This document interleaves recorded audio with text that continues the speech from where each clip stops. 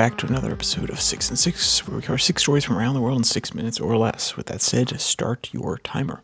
We begin today in Brazil, where Brazilian reforestation startup Mambach has secured significant partnership with tech giants Google and Amazon to restore over 5 million hectares of degraded land in the Amazon rainforest. The collaboration represents a major corporate commitment to sustainability, with Google investing millions and Amazon planning to purchase carbon credits to support carbon neutrality goals. This initiative underscores a strategic approach to climate change mitigation through innovative natural solutions and technological investment. From Reuters, quote, "These agreements with Google and Amazon underscore not only the high level of trust and expectations from our partners, but also how urgent integrated action has become to tackle climate challenges. It's about going beyond corporate responsibility and shaping a pathway where tech innovations meet sustainable restoration needs," end quote.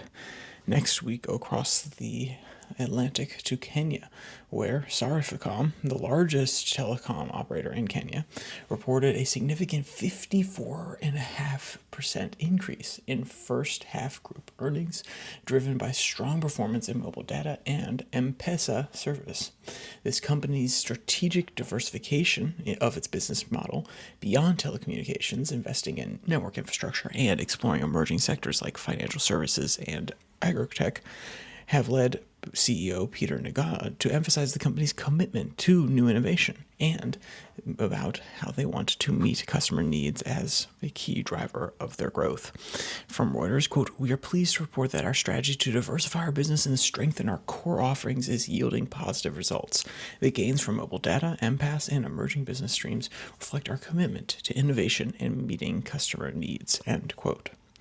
Next, we travel back across to Mexico, where Aeromexico has successfully raised $222.8 million through an IPO in the United States, marking a significant recovery milestone after its 2021 bankruptcy.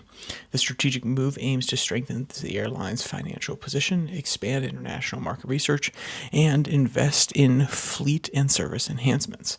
By listing shares in the U.S., Aeromexico seeks to attract a broader investor pool and boost its competitive standing. From Reuters, quote, "An industry expert stated, quote, "This is more than just a fundraiser. It is a statement that Aeromexico is not only back, but it's also poised to reclaim its market dominance.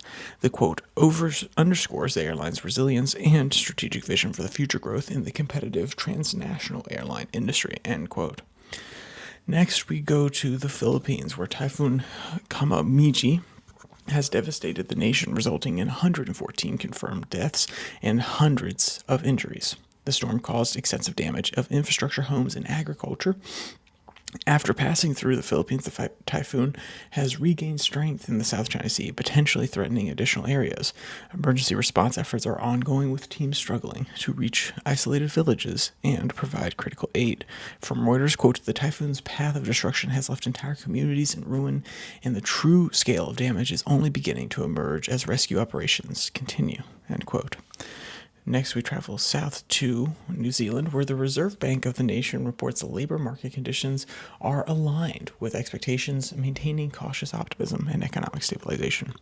Despite challenges from high inflation and global economic uncertainty, the bank anticipates steady employment levels. From Reuters, quote, "We continue to monitor labor market conditions closely, understanding the fine balance required between supporting employment and curbing inflation," said the bank's spokesperson.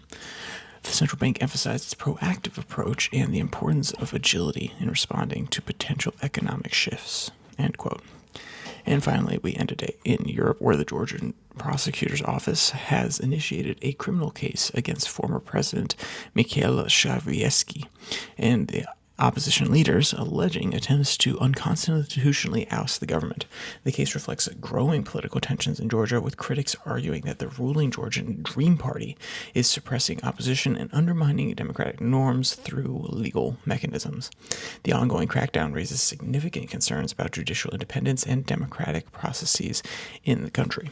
From Reuters, quote, "We consider these cases to be a direct consequence of rising political pressures and a lack of independent institutions rather than the rule of law," said a spokesperson for Skalenski.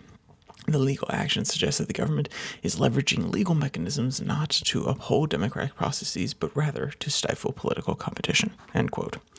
And of course, if you want to read any of today's article, all of them will be linked in the description below that like and subscribe button. Also down there, you can find the podcast on Spotify, Pocket Cast, Podvine, as well as at the Twitter handle at Your Daily Flip, where we post the links to these episodes on Tuesday and Thursday, and the normal US-based podcast on Monday, Wednesday, Friday. So with all that said, there's only one more thing to say. Stay safe. Don't die.